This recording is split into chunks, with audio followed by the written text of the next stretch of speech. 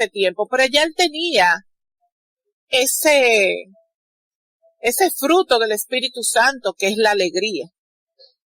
Dice que cuando él salió entonces de la prisión, que él recobró la libertad, cayó enfermo. Y la enfermedad en la que él probó una vez más su paciencia. Y aquí tenemos otro fruto del Espíritu Santo, que es la paciencia. Él entonces fortaleció y maduró su espíritu cuando se sintió con fuerzas suficientes. Determinó ir y combatir en el ejército de Galterio y Briena, en el sur de Italia. Con ese fin, se compró una costosa armadura y un hermoso manto. Pero un día en que paseaba ataviado con su nuevo atuendo, se topó con un caballero mal vestido que había caído en la pobreza. Movido a compasión ante aquel infortunio, Francisco cambió sus ricos vestidos por los del caballero por el caballero pobre. Esa noche vio en sueño un espléndido palacio con salas colmadas de armas, sobre las cuales se hallaba grabado el signo de la cruz. Le pareció oír una voz que le decía que esas armas le pertenecían a él y a sus soldados. Francisco partió a Apulia con el alma ligera y la seguridad de triunfar, pero nunca llegó al frente de la batalla. En Spoleto, ciudad del camino de Asís a Roma, cayó nuevamente enfermo. Y durante la enfermedad oyó una voz celestial que le exhortaba a servir al amo y no al siervo. El joven obedeció. Al principio volvió a su antigua vida, aunque tomándola menos a la ligera. La gente, al verle asimismado, le decían que estaba enamorado. A lo que él contestó: sí, replicaba Francisco, voy a casarme con una joven más bella y más noble que toda la que conocéis. Poco a poco, con mucha oración, fue concibiendo el deseo de vender todos sus bienes y comprar la perla preciosa de la que habla el Evangelio. Vayamos nosotros anotando estos datos de Francisco para cuando nosotros terminamos de leer esta semblanza. Vamos a ir desarrollando cada una de estas características de Francisco. Aunque ignoraba lo que tenía que hacer para ello, una serie de claras inspiraciones sobrenaturales le hizo comprender que la batalla espiritual empieza con la mortificación y la victoria sobre los instintos. Paseándose en cierta ocasión a caballo por la llanura de Asís, encontró un leproso. Las llagas del mendigo aterrorizaban a Francisco, pero en vez de huir, se acercó al leproso, que le tendía la mano para recibir una limosna. Francisco comprendió que había llegado el momento de dar el paso al amor radical de Dios, a pesar de su repulsa naturaleza a los leprosos. Venció su voluntad, se le acercó y le dio un beso. Aquello cambió su vida. Fue un gesto movido por el Espíritu Santo, pidiéndole a Francisco una calidad de entrega en un sí que distingue a los santos de los mediocres. San Buenaventura nos dice que después de este momento, Francisco frecuentaba lugares apartados desde donde se lamentaba y lloraba por sus pecados, desahogando su alma. Fue escuchado por el Señor. Un día mientras oraba se le apareció Jesús crucificado. La memoria de la pasión del Señor se grabó en su corazón de tal forma que cada vez que pensaba en ello no podía contener sus lágrimas y sollozos. A partir de entonces comenzó a visitar y servir a los enfermos en los hospitales. Algunas veces regalaba a los pobres sus vestidos, otros el dinero que llevaba, les servía devotamente porque el profeta Isaías nos dice que Cristo crucificado fue despreciado y tratado como un leproso. De este modo desarrollaba su espíritu de pobreza, su profundo sentido de humildad y su gran compasión en cierta ocasión, mientras oraba en la iglesia de San Damián, en las afueras de Asís. Le pareció que el crucifijo le repetía 3 veces, Francisco, repara mi casa, pues ya ves que está en ruina. El santo viendo que la iglesia se hallaba en un mal estado, creyó que el Señor quería que reparase, así pues, partió inmediatamente, tomó una buena cantidad de vestido de la tienda de su padre y lo vendió junto con su caballo. Enseguida llevó el dinero al pobre sacerdote, llevó el dinero que se encargaba de la iglesia de San Damián y le pidió permiso de quedarse a vivir con él. El buen sacerdote consintió en que Francisco se quedase con él, pero se negó a aceptar el dinero. El joven lo depositó en el alféizar de la ventana.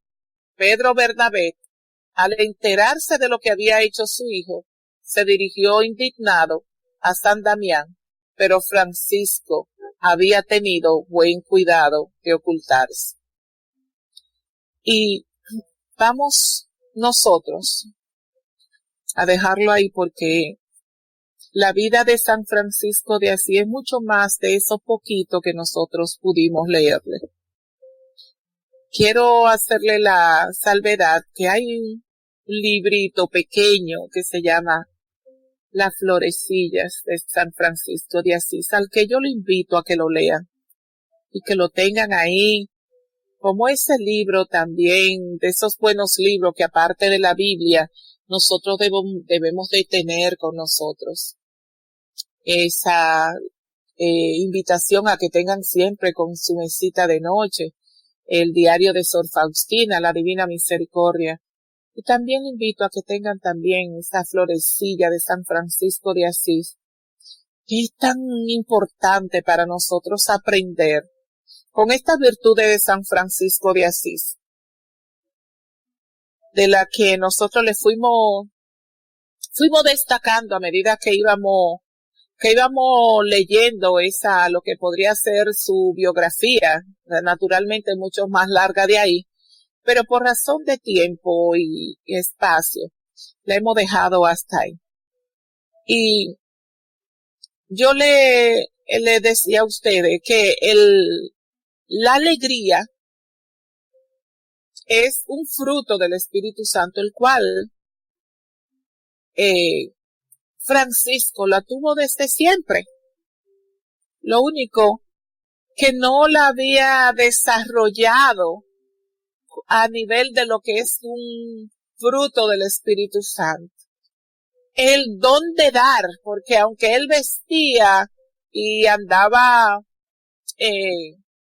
llevando esa vida así de placeres, pero fíjense cómo ya Dios lo tenía a él destinado para esa misión, de llevar el mensaje, con esas 3 características tan importantes que están en la vida de San Francisco de Asís, que son la pobreza, la castidad y la humildad,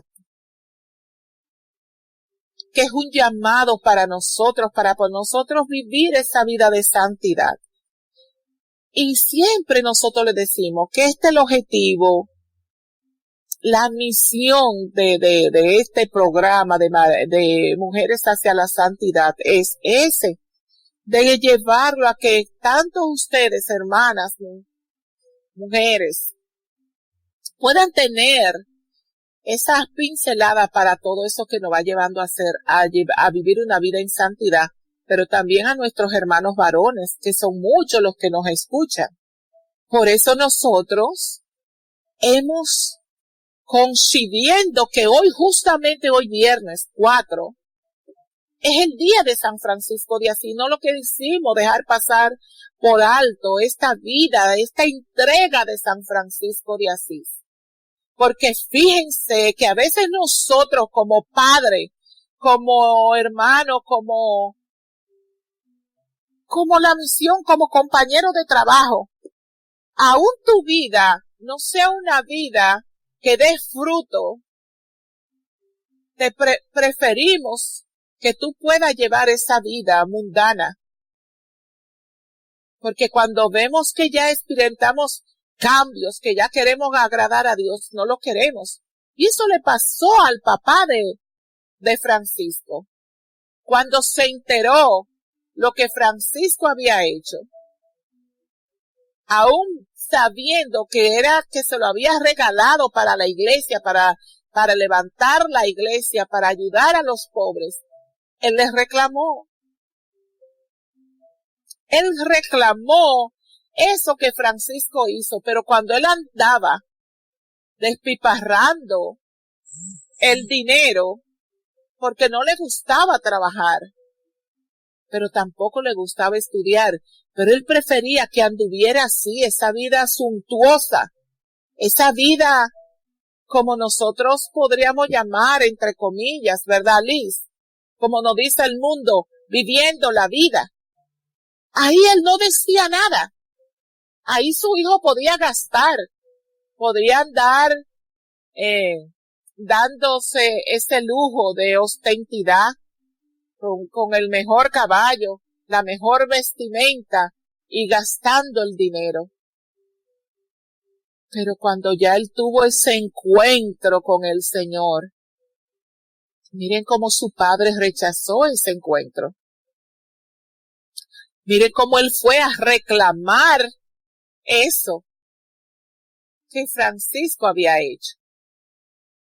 Y como él le reclamó, Francisco se quitó toda esa ropa que todavía le pertenecía a su padre y se la dio a su papá, hasta el punto de quedarse desnudo. Dice que el sacerdote cogió y le tiró algo encima para que él no quedara desnudo. ¿Hasta dónde tú y yo hoy tenemos que desnudarnos de eso que nos está apartando a nosotros de Dios, que nosotros lo identificamos claramente? Pueda que tenga esta vida ostentosa la que llevaba San Francisco de Asís antes. Tal vez estamos muy amarrados a esos 2 o 3 trapos que nosotros tenemos. Ese vestido que me costó tanto, ese zapato que me costó tanto. Sobre todas nosotras las mujeres que vivimos esa vida de vanidad, de querer lucir tanto para el mundo, para competir con esta otra mujer que me vea que yo ando más elegante que la otra. Y hasta el punto que ya no me importa siquiera que tanto yo tenga que mostrar de mi cuerpo desnudo para vender. No es que te va a desnudar de esa desnudez que nos invita San Francisco de Asís, ¿verdad, Mana? Amén, así es. No esa desnudez de vender mi cuerpo, de mostrar mi cuerpo. Porque recuérdense, como nos dice el apóstol Pablo, mi cuerpo es templo del Espíritu Santo y yo debo de cuidarlo para consagrárselo a él. Yo recuerdo que mi mamá cosía y nosotros cuando queríamos hacernos un vestido que ayudara un escote muy pronunciado con la espalda afuera, mi mamá no lo hacía. Ella nos decía, su cuerpo es templo del Espíritu Santo. Sin embargo, ¿qué hacíamos nosotros? Nosotros no íbamos a donde otra modista que no lo pudiera hacer. Pero mi mamá nos carga con ese pecado hoy. nosotros hemos que tenido que confesar ese pecado, de cómo nosotros pusimos